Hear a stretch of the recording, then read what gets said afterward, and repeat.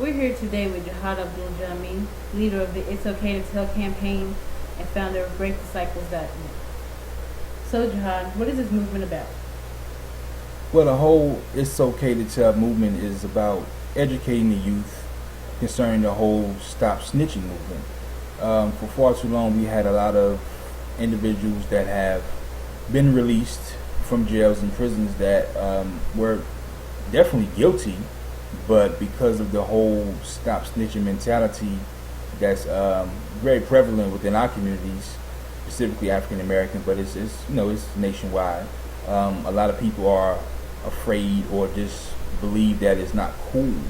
It's not the thing to do to cooperate with law enforcement, to basically testify as to what they may have saw happen. And so the whole It's Okay to Tell thing is we're aiming specifically at the youth, but for everybody. But we're concentrating on the youth to let them know that it is okay to tell.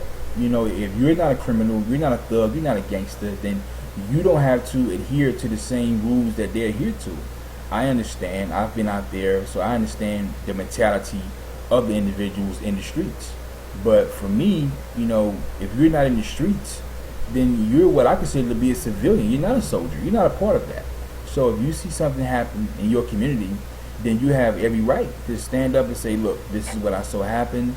This is what went down. And that's it. That's the bottom line. And you shouldn't feel like you can't walk through your community or you can't be accepted or live safely in your community because you chose to tell what it is that you saw.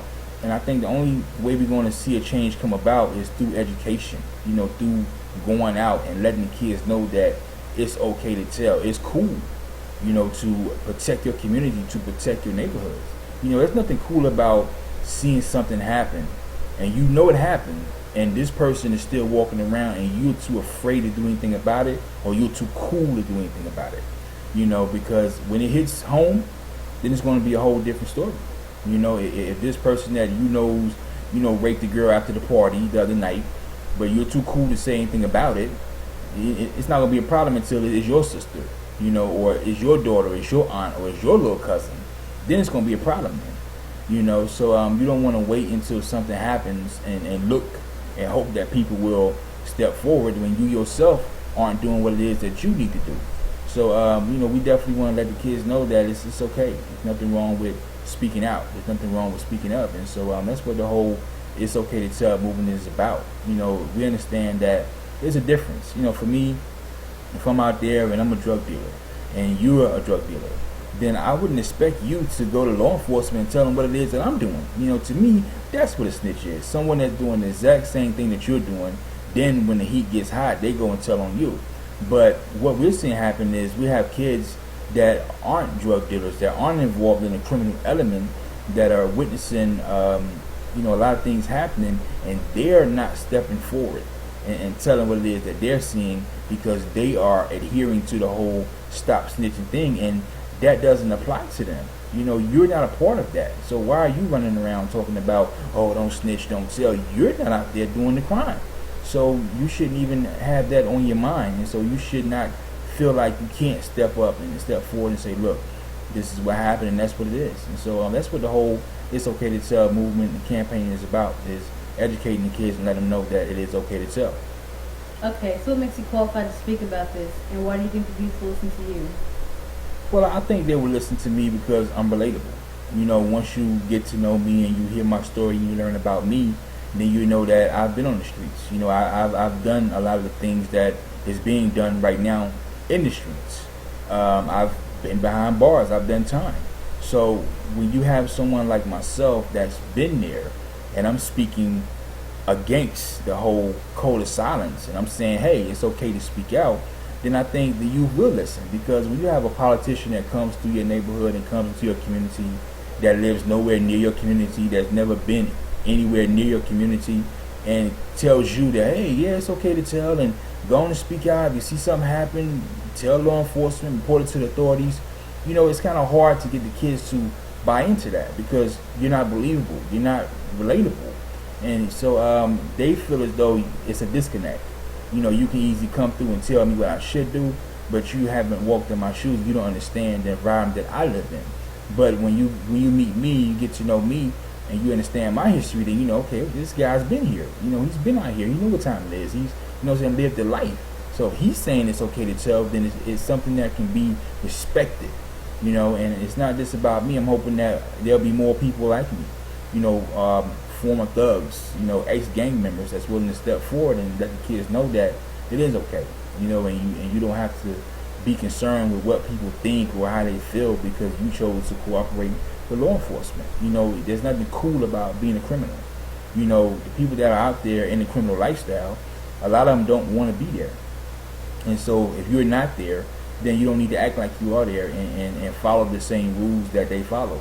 So it is okay to tell, and that's why I think they will be able to relate to me, that my past experiences qualifies me to speak on the issue, and that's why I think they will listen to what it is that I have to say. Okay, so let's say that someone witnesses a crime, but they don't want to go to the police. Who should they go to?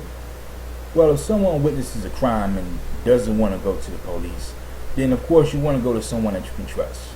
You know, because if you see something happen and you just tell any and everybody what it is you saw, then you will, you know, put yourself at risk for possibly being hurt.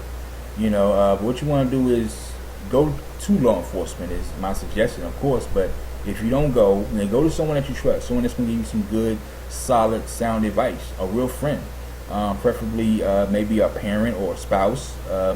If you're married, you know, a sibling, brother or sister, is someone that you know you can trust and that you can talk to, and that's going to give you good advice, something that's going to be good for you. You know, not worried about what people think or how you're going to look, but someone that's really going to give you some good advice. But at the end of the day, if you really want to see change in your community, then you're going to have to speak out. You know, because if you see something happen and this person does get arrested, you know, it's never going to stick if you don't speak out. Because if this thing goes to court and your sister is saying that you said that you saw something, then this person is not going to be convicted. You know, that's hearsay. You know, you have to be the one. If you saw it, then you are going to have to be the one to speak out. So you may be uncomfortable, you may be afraid to go to law enforcement, but you can go to talk to whoever you want to talk to before you go. But at the end of the day, you're going to need to go yourself and, you know, let law enforcement know what it is that you saw. Okay, so what if someone feels threatened by a gang to not snitch? Well, that's a natural thing. You know, if you are living in a certain environment, then you're going to have these individuals that's going to create an atmosphere of fear. You know, and that's how they operate. That's how they are able to be effective and do what it is that they do, is by creating an atmosphere of fear. So if you are afraid to speak out, then just know within yourself that that's a natural thing. You know, it's nothing to be ashamed about. It's nothing to feel like if you're a man, you feel like you're less of a man or less of a woman, you know, for, you know, feeling the way that you feel. It's a natural thing. You know, fear is something that, you know, we all experience. You know, me, I've made up my mind to fear God and to fear God only. You know, and you have to draw strength from a higher power in order to be able to maintain in this crazy world. So, you know, acknowledge your fear. There's no need to be in denial about it. Acknowledge it, but you have to press forward despite of the fear. Because, you know, you look at a lot of the great movers and shakers and changers of our times, you know, they were faced with odds and you know, volatile situations, but yet they still press forward. You look at Martin Luther King, you know, and the whole civil rights movement and everything that they had to endure and go through. You know, a lot of them were attacked, beaten, killed, dogs sicked on them, you know, women raped, you know, people hung.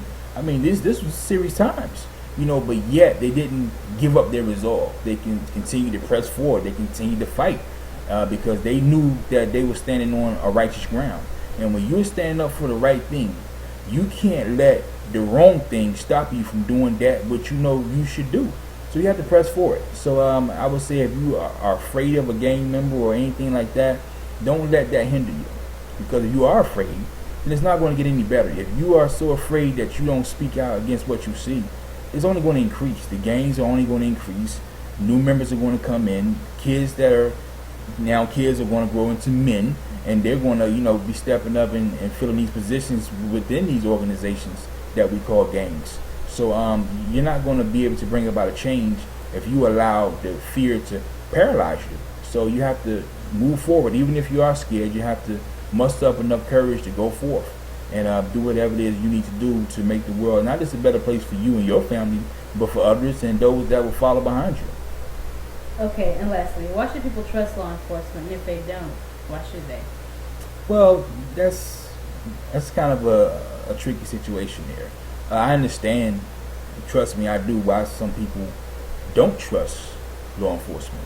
You know, like I said, I've been incarcerated before, and when I went to trial for my charges, you know, I had law enforcement officials that hid evidence that I knew was there because prior to my trial, my attorney and I met with these individuals and we viewed the evidence ourselves. And a couple of weeks later, when my trial came up, there were things that were missing. So I understand that there are definitely crooked law enforcement officials. But at the same time, you know, even with my experience and what it is that I went through, and I was in a serious situation. I was facing a death penalty at one point. This is a serious thing, but that still didn't stop me and won't stop me from working with law enforcement and in this whole It's Okay to Tell movement. You know, I'm willing to join forces with anybody that's about the right thing, and I can't let my past experience or something that has happened to anyone else cause me to not to cooperate and work with the people that are basically working for the same thing that I'm working towards, you know. So I say, you know, you never fully put your complete trust in any human being, you know, because man is flawed, you know, and is subject to error. But I think you have to have a strong foundation, have faith in God, and you know, you have to have hope that all of mankind is not lost and that everyone isn't crooked. You know, you have to know that. I think a very small percent of the law enforcement community it is crooked, it is shady. I think for the most part you have some hard-working people that just want to see the world, you know, just live at peace, and they just want to do their job. So I think I understand you may have issues with trust, but you have to, like I said, press forward, join with them, and do whatever it is that you can do. And if you feel in any way that law enforcement isn't doing what it is that they should do, then you have to speak out against them as well. This is not just about speaking out against gang members or criminals within your community. I'm talking about speaking out against wrong, period. You know, this whole It's Okay to Tell movement is just only a small part of what it is that we are doing and what we represent. You know, what we trying to do is break the cycles. That's why it's called breakthecycles.net. We're trying to break all the cycles. Any injustice, any wrong, you know, perpetrated by anyone, I don't care if you're the president, you know, we speaking out against that. So if you have law enforcement that's not doing the right thing, then we raise up against them too. You know, so it goes for everybody. So like I said, do whatever it is you need to do to make your community a better place, because remember, you're not doing law enforcement a favor. For the most part, the police officers that patrol your community do not live within your community. So if you don't tell, you're not hurting them because they don't live there. You're hurting yourself because you are going to have to continue to be faced with the element living next door to you or living around the corner from you, not them. So at the end of the day, we hurt ourselves when we are afraid to speak out. And so basically, we don't have any other options but to have some type of trust in our law enforcement, because we don't live in a country that allows vigilante justice. So we can't take it into our own hands. We can't go out there in the neighborhood and start shooting and killing people that we see doing wrong. We can't do that. So we have to do the right thing and take it to the proper authorities and hope that everything works out for the best. You know, and so that's what I say for those that don't trust law enforcement, try it. You know, and you may be surprised at the results that you get. So that would be my advice to anyone out there that has trust issues. Acknowledge them, but yet press forward and do whatever it is that you can do to make things good for you and yours and those around you. Okay, well, we thank you for doing this interview with us today. Well, the pleasure's been all mine. Anytime.